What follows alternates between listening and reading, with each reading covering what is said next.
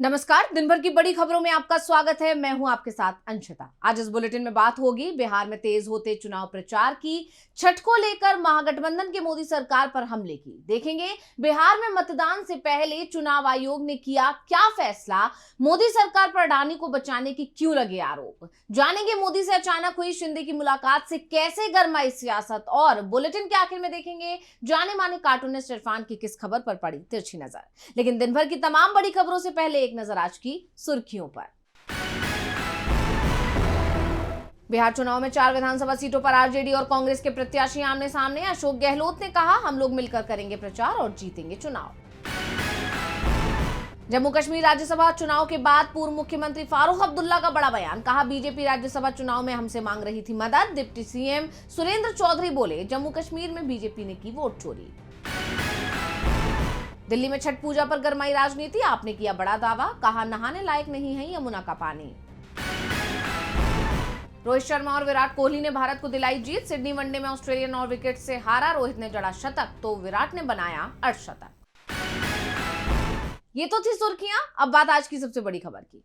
बिहार विधानसभा चुनाव का प्रचार तेजी पकड़ चुका है। सियासी दलों की तरफ से रैलियां की जा रही हैं। आसमान में हेलीकॉप्टर की गड़गड़ाहट सुनाई दे रही है। तीखे जुबानी तीर चलाए जा रहे हैं। मुकाबला महागठबंधन और एनडीए के बीच दिख रहा है, तो जनसुराज सहित कई दल हैं जो इसे तिकोना बनाने की कोशिश कर रहे हैं। तो आज चुनाव प्रचार में क्या रहा खास, देखिए ये रिपोर्ट। बिहार विधानसभा चुनाव में आरजेडी की लोकप्रियता से बीजेपी घबराई दिख रही है। तेजस्वी को रोकने की कोशिश हो रही है और अब तो उन्हें चुनाव प्रचार करने से भी रोका जा रहा है। तेजस्वी यादव की खगड़िया में जनसभा थी, लेकिन प्रशासन ने आखिरी समय पर यह कहकर परमिशन को रद्द कर दिया कि उसी वक्त अमित शाह की भी खगड़िया में सभा होनी थी। लेकिन जब महागठबंधन ने इसे लेकर चुनाव आयोग पर तीखा हमला किया और जवाब मांगा, तो तेजस्वी की सभा को इजाजत मिल गई। इसके बाद तेजस्वी ने नीतीश कुमार पर तीखा हमला करते हुए कहा कि नीतीश कुमार की उम्र हो गई है, वो सरकार चलाने लायक नहीं रह गए। बीजेपी वालों ने उन्हें हाईजैक कर लिया है, वही सरकार चला रहे हैं। तो अमित शाह ने एक बार फिर जंगल राज की रट लगाए रखी। उन्होंने कहा, ये चुनाव किसी को विधायक और मुख्यमंत्री बनाने के लिए नहीं है। चुनाव फैसला करने वाला है कि फिर से जंगल राज लाना है या विकास चाहिए। लालू राबड़ी की सरकार आई तो उसके साथ जंगल राज भी आएगा। अब सवाल ये उठ रहा है कि 20 साल से बिहार में एनडीए की सरकार है और बीजेपी एनडीए सरकार के काम पर वोट मांगने को तैयार नहीं है। वो लालू और राबड़ी सरकार के नाम पर वोट मांग रही है। इस बीच केंद्र की एजेंसियों की भी बिहार चुनाव में एंट्री हो गई है। पूर्णिया से सांसद पप्पू यादव को इनकम टैक्स की तरफ से नोटिस दिया गया। ये नोटिस पप्पू यादव की तरफ से बाढ़ पीड़ितों को आर्थिक मदद दिए जाने के चलते दिया गया है। पप्पू यादव ने इस नोटिस की कॉपी अपने एक्स हैंडल पर शेयर की। उन्होंने कहा, मुझे इनकम टैक्स का नोटिस मिला है। बाढ़ पीड़ितों की मदद में रुपए बांटने को अपराध बताया है। ये अपराध है तो मैं हर वंचित पीड़ित की सहायता का अपराध सदैव करता रहूंगा। साफ है, बिहार चुनाव में बीजेपी मुश्किल में दिख रही है। ऐसे में केंद्रीय एजेंसियां भी सक्रिय हो गई हैं। चुनाव आयोग हो या इनकम टैक्स डिपार्टमेंट, उनकी कार्रवाई एनडीए को फायदा पहुंचाने वाली दिख रही है। इंतजार ईडी और सीबीआई का भी हो रहा है। उनकी भी कभी भी एंट्री बिहार चुनाव में होने के दावे हो रहे हैं। बिहार में चुनाव के बीच में अगर इस वक्त सबसे ज्यादा चर्चा किसी की हो रही है तो वो छठ की हो रही है। और छठ पर रेलवे की हालत के चलते मोदी सरकार सवालों में आ गई है। विपक्ष ने इस मुद्दे को उठाते हुए पीएम मोदी और राज्य की एनडीए सरकार पर तीखा हमला बोला। देखिए रिपोर्ट। लोक आस्था के महापर्व छठ के दौरान ट्रेनों की कमी, बेतहाशा भीड़ और टिकट बुकिंग में आ रही दिक्कतों ने बिहार की राजनीति में जबरदस्त उबाल ला दिया है। कांग्रेस सांसद राहुल गांधी और आरजेडी सुप्रीमो लालू यादव ने सीधे तौर पर केंद्र और राज्य सरकार पर हमला बोलते हुए इसे बिहारियों का अपमान करार दिया है। राहुल ने लिखा, फेल डबल इंजन सरकार के दावे खोखले हैं। कहां है 12,000 स्पेशल ट्रेनें? क्यों हालात हर साल और बदतर ही होते जाते हैं? क्यों बिहार के लोग हर साल ऐसे अपमानजनक हालात में घर लौटने को मजबूर हैं? अगर राज्य में रोजगार और सम्मानजनक जीवन मिलता तो उन्हें हजारों किलोमीटर दूर भटकना नहीं पड़ता। ये सिर्फ मजबूर यात्री नहीं, एनडीए की धोखेबाज नीतियों और नियत का जीता जागता सबूत है। यात्रा सुरक्षित और सम्मानजनक हो, ये अधिकार है, कोई एहसान नहीं। वहीं राहुल के साथ लालू यादव ने भी इसी मुद्दे पर बगैर नाम लिए पीएम मोदी पर निशाना साधा। लालू ने लिखा, झूठ के बेताज बादशाह और जुमलों के सरदार ने शेखी बखारते हुए कहा था कि देश की कुल 13,198 ट्रेनों में से 12,000 रेलगाड़ियां छठ पर्व के मौके पर बिहार के लिए चलाई जाएंगी। ये भी सफेद झूठ निकला। 20 सालों की एनडीए सरकार में पलायन का दंश झेल रहे बिहारियों के लिए लोक आस्था के महापर्व छठ पर भी ये लोग रेलगाड़ियां ढंग से नहीं चलवा सकते। मेरे बिहार वासियों को अमानवीय तरीके से ट्रेनों में सफर करना पड़ रहा है, कितना शर्मनाक है। लालू ने आगे लिखा कि डबल इंजन सरकार की गलत नीतियों के कारण हर साल बिहार के 4 करोड़ से ज्यादा लोग काम के लिए दूसरे राज्यों में पलायन करते हैं। यूपीए सरकार के बाद से एनडीए सरकार ने बिहार में कोई बड़ा उद्योग नहीं लगाया। ये लोग बिहार विरोधी हैं। इन सब के बीच भारतीय रेलवे की आईआरसीटीसी वेबसाइट डाउन होने की खबर सामने आ गई, जिससे लोगों का गुस्सा और बढ़ गया। सोशल मीडिया पर लोगों ने रेल मंत्री और आईआरसीटीसी को टैग कर शिकायतों का अंबार लगा दिया। पलायन, त्योहारी सीजन और रेल सुविधा, ये मुद्दे बिहार की राजनीति के लिए बेहद संवेदनशील हैं और छठ के मौके पर इन पर मचे बवाल ने साफ कर दिया है कि इस बवाल का एनडीए को चुनाव नतीजों में खामियाजा भुगतना पड़ सकता है। बिहार में एनडीए की मुश्किलें बढ़नी तय मानी जा रही हैं, तो बिहार चुनाव को लेकर आयोग ने बड़ा फैसला किया है। विपक्ष चुनाव आयोग पर बीजेपी के पक्ष में काम करने के आरोप लगाता आया है। ऐसे में बिहार विधानसभा चुनाव को निष्पक्ष और पारदर्शी बनाने के लिए चुनाव आयोग ने कमर कस ली है। चुनाव आयोग ने बड़ा कदम उठाते हुए गाइडलाइन जारी की है, जिसमें पार्टियों के लिए नए नियम तय किए गए हैं। तो क्या नियम बनाए हैं चुनाव आयोग ने, जानेंगे इस रिपोर्ट में। बिहार में पहले चरण के लिए 6 नवंबर को मतदान होना है। उससे पहले ही चुनाव आयोग सवालों में घिरा हुआ है। विपक्ष तो पहले से ही चुनाव आयोग पर पक्षपात करने के आरोप लगाता आ रहा है। चुनाव आयोग को बीजेपी की कठपुतली बता रहा है। ऐसे में चुनाव आयोग एक्शन मोड में आ गया है। बिहार विधानसभा चुनाव के लिए चुनाव आयोग ने गाइडलाइन जारी की है, जिसमें पार्टियों के लिए नए नियम तय किए गए हैं। दरअसल चुनाव आयोग ने राजनीतिक दलों के लिए आर्टिफिशियल इंटेलिजेंस यानी एआई के गलत इस्तेमाल पर रोक लगाने को लेकर एडवाइजरी जारी की है। चुनाव आयोग के प्रमुख दिशा निर्देशों में लेबलिंग अनिवार्य है, यानी किसी भी एआई जनरेटेड वीडियो या तस्वीर के 10% हिस्से पर यह साफ तौर से लिखना होगा कि ये सामग्री एआई द्वारा बनाई गई है। इसके अलावा पहचान बताना भी अनिवार्य है। हर प्रचार सामग्री के साथ उस व्यक्ति या संस्था का नाम साफ तौर से बताना होगा जो उसे बनाने के लिए जिम्मेदार है। इसके अलावा सहमति के बिना पहचान का इस्तेमाल नहीं किया जा सकता, यानी किसी भी व्यक्ति की पहचान, आवाज या रूप रंग का इस्तेमाल उसकी इजाजत के बिना इस तरह नहीं किया जा सकता जिससे मतदाता भ्रमित हो। इस तरह के डीप फेक कंटेंट पर पूरी तरह से रोक लगा दी गई है। इसके अलावा 3 घंटे में हटाना होगा भ्रामक कंटेंट।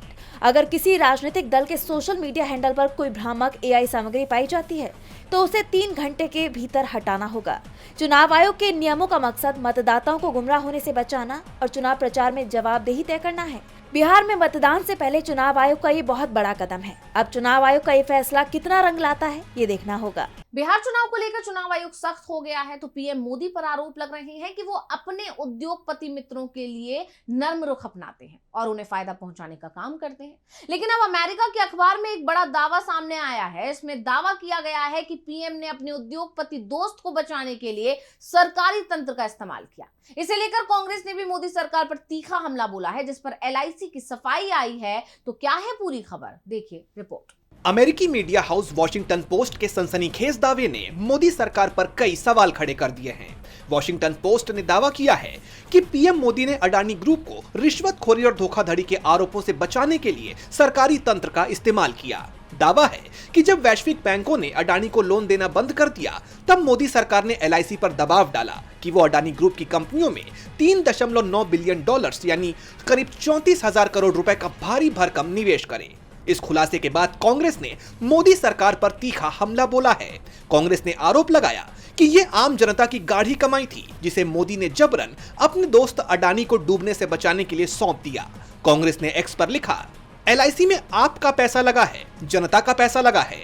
मोदी ने जनता का पैसा अपने दोस्त पर लुटा दिया। क्या न्यूज चैनल्स ये खबर दिखाएंगे? क्या मोडानी के इस भ्रष्टाचार की बात होगी? दूसरी तरफ भारतीय जीवन बीमा निगम यानी एलआईसी ने इन आरोपों का खंडन करते हुए सफाई पेश की है। एलआईसी ने वॉशिंगटन पोस्ट के दावों को झूठा, निराधार और सच्चाई से कोसों दूर बताया। एलआईसी ने कहा, वॉशिंगटन पोस्ट द्वारा लगाए गए आरोप कि एलआईसी के निवेश निर्णय बाहरी कारकों से प्रभावित होते हैं, झूठे, निराधार और सच्चाई से कोसों दूर हैं। लेख में बताए गए ऐसे किसी भी दस्तावेज या योजना को एलआईसी ने कभी तैयार नहीं किया है, जो एलआईसी द्वारा अडानी समूह की कंपनियों में धन निवेश करने का रोड मैप तैयार करता हो। एलआईसी द्वारा निवेश संबंधी निर्णय विस्तृत जांच पड़ताल के बाद बोर्ड द्वारा अनुमोदित नीतियों के मुताबिक स्वतंत्र रूप से लिए जाते हैं। हालांकि सवाल ये उठ रहे हैं कि क्या एलआईसी की तरफ से ये सफाई सरकार के दबाव में दी गई है?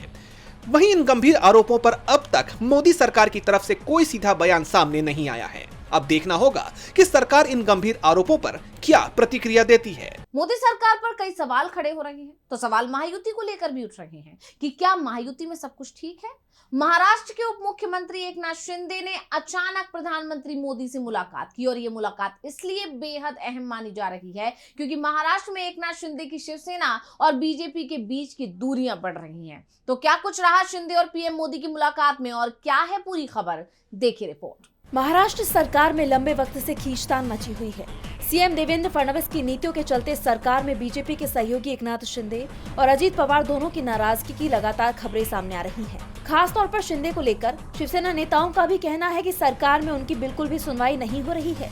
यहाँ तक कि शिवसेना कोटे के मंत्री भी कई बार ये कह चुके हैं कि उन्हें काम की आजादी नहीं मिल पा रही है, बिना सीएम की मंजूरी के कोई फैसला नहीं ले पा रही है। महाराष्ट्र सरकार में चल रहे इस टकराव के बीच अचानक उप मुख्यमंत्री एकनाथ शिंदे दिल्ली पहुंच गए, जहां उन्होंने पीएम मोदी से मुलाकात की। उनकी ये मुलाकात करीब 1.5 घंटे तक चली। मोदी से मुलाकात के बाद एकनाथ शिंदे का बयान भी आया है। उन्होंने कहा कि मैंने प्रधानमंत्री से मुलाकात की और उन्हें दिवाली की शुभकामनाएं दी। हमने राज्य से जुड़े कुछ मुद्दों पर चर्चा की। पीएम मोदी से मिलने के बाद मैं प्रेरित हुआ हूँ। हमें एनडीए का हिस्सा होने पर गर्व है। वो न केवल देश के प्रधानमंत्री हैं, बल्कि एनडीए परिवार के मुखिया भी हैं। मुलाकात में बाला साहेब ठाकरे की यादों पर चर्चा हुई। महायुति और एनडीए विकास के एजेंडे पर साथ हैं। शिंदे भले ही इसे सियासी मुलाकात नहीं बता रहे, लेकिन जिस तरह से महाराष्ट्र सरकार में खटपट की लगातार खबरें आ रही हैं, देवेंद्र फडणवीस की नीतियों के चलते जिस तरह से शिवसेना के अंदर विरोध के सुर सुनाई दे रही हैं, शिंदे गुट के मंत्री आरोप लगा रहे हैं कि उनके विभाग में हस्तक्षेप हो रहा है। फडणवीस शिंदे के समय की तमाम योजनाओं को बंद कर रही हैं। ऐसे में ये मुलाकात बहुत कुछ बता रही है। बड़ी बात तो यह है कि इस मुलाकात के बाद पीएम मोदी ने कहा कि एनडीए के सभी घटक दल विचारों से जुड़े रहे और गठबंधन मजबूती से काम करता रहे। पीएम मोदी के इस बयान से ये साफ हो गया है कि महायुति में टकराव इतना बढ़ चुका है कि ये टकराव खत्म करने के लिए खुद मोदी को एकजुट रहने की सलाह देनी पड़ी। महाराष्ट्र एनडीए में सब कुछ ठीक नहीं है, तो राजस्थान में भी बीजेपी की मुश्किलें बढ़ती दिख रही हैं। राजस्थान की अंता विधानसभा उपचुनाव को लेकर राज्य की सियासत गर्मा गई है। लगातार उपचुनाव हारती आ रही बीजेपी को एक बार फिर हार का डर सता रहा है। केंद्रीय नेतृत्व और मोदी शाह के नाम पर भी हार झेलने के बाद अब बीजेपी ने अपनी रणनीति में बड़ा बदलाव किया है।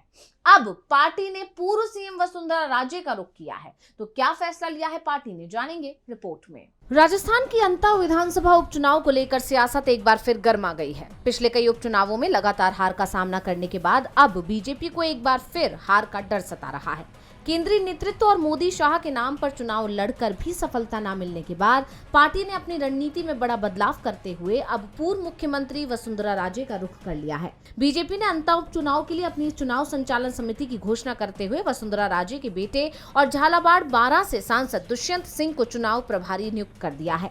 यानी सरकार मोदी और शाह ने एक तरह से हार मान ली है। राज्य के सीएम भजनलाल शर्मा के विरोधी को ही चुनाव प्रभारी बना दिया गया है। इसके बाद सवाल उठ रहे हैं कि क्या बीजेपी हाईकमान को अपने सीएम की लोकप्रियता पर भरोसा नहीं है। वैसे भी राजस्थान बीजेपी का उपचुनाव रिकॉर्ड बेहद निराशाजनक रहा है, जहां पार्टी को लगातार हार का सामना करना पड़ा है। पिछले 2 दशक का इतिहास देखें तो बीजेपी को उपचुनाव में लगातार हार ही मिली है। यही वजह है कि अंता सीट अब सिर्फ एक सामान्य उपचुनाव नहीं बल्कि मुख्यमंत्री भजनलाल शर्मा के नेतृत्व और राज्य संगठन के लिए भी चुनौती माना जा रहा है। ऐसे में दुष्यंत सिंह को कमान सौंपना पार्टी की मजबूरी कही जा रही है। कहा तो ये भी जा रहा है कि बीजेपी को हार तय दिख रही है। दुष्यंत को चुनाव प्रभारी बनाकर वसुंधरा को मुश्किल में डाल दिया है। राजस्थान में बीजेपी को हार का डर सताने लगा है। सीआईए के पूर्व अधिकारी ने बड़ा दावा किया है कि जॉन किरियाको ने एक इंटरव्यू में कई अहम खुलासे किए। उनका दावा है कि पाक के तत्कालीन पीएम परवेज मुशर्रफ ने अपने परमाणु बम की कमान सीधे यूएस को सौंप दी थी। तो साथ ही उन्होंने और भी कई दावे किए हैं। क्या है पूरी खबर, देखिए रिपोर्ट। अमेरिकी खुफिया एजेंसी सीआईए के पूर्व अधिकारी जॉन किरियाको ने सनसनीखेज खुलासा किया है। उन्होंने दावा किया है कि पाकिस्तान ने अपने परमाणु बम की कमान अमेरिका को सौंप दी थी। एक इंटरव्यू में किरियाको ने सीधा आरोप लगाया कि वॉशिंगटन ने पाकिस्तान के पूर्व army chief general Pervez Musharraf को खरीद लिया था। लाखों डॉलर की अमेरिकी सहायता के बदले मुशर्रफ ने पाकिस्तान के परमाणु सशस्त्रागार पर अमेरिकी नियंत्रण को खुली छूट दे दी थी, जिसके बाद पेंटागन ही पाकिस्तान के न्यूक्लियर बमों को कंट्रोल करता था। किरियाको ने अमेरिका की दोहरी नीति पर भी तीखा हमला बोला। उन्होंने बताया कि हर तरफ मुशर्रफ अमेरिका से आतंकवाद विरोधी सहयोग का दिखावा कर रहे थे, वहीं दूसरी तरफ पाकिस्तानी सेना को खुश रखने के लिए भारत के खिलाफ आतंकवादी गतिविधियों को जारी रहने दे रहे थे। जिसके साथ ही एक और सनसनीखेज खुलासा करते हुए किरियाको ने बताया कि पाकिस्तान के परमाणु वैज्ञानिक AQ खान को मारने की अमेरिकी योजना को सऊदी अरब के सीधे हस्तक्षेप के बाद रद्द कर दिया गया था। सऊदी अरब ने अमेरिका से कहा था कि कृपया उसे अकेला छोड़ दो, हम AQ खान को पसंद करते हैं, हम उसके साथ काम कर रहे हैं। किरियाको ने इस फैसले को बड़ी नीतिगत भूल बताया है। पूर्व CIA अधिकारी के इन खुलासों से पाकिस्तान की सैन्य राजनीतिक ईमानदारी पर गंभीर सवाल खड़े हो गए हैं। और बुलेटिन के आखिर में देखेंगे जाने माने कार्टूनिस्ट इरफान की किस खबर पर पड़ी तिरछी नजर।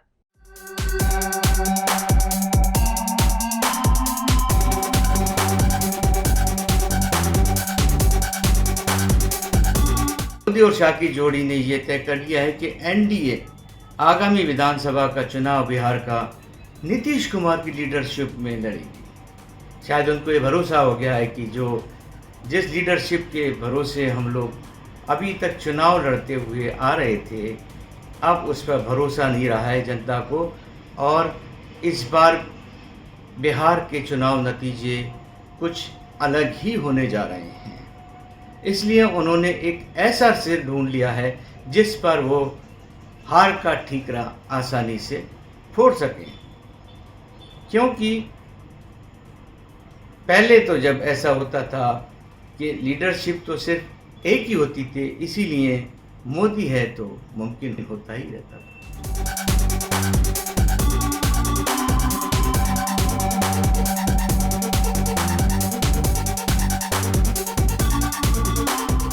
बहुत बहुत शुक्रिया इरफान जी। तो आज इस बुलेटिन में इतना ही। आप देखते रहिए DV लाइव और मुझे दीजिए इजाजत। नमस्कार।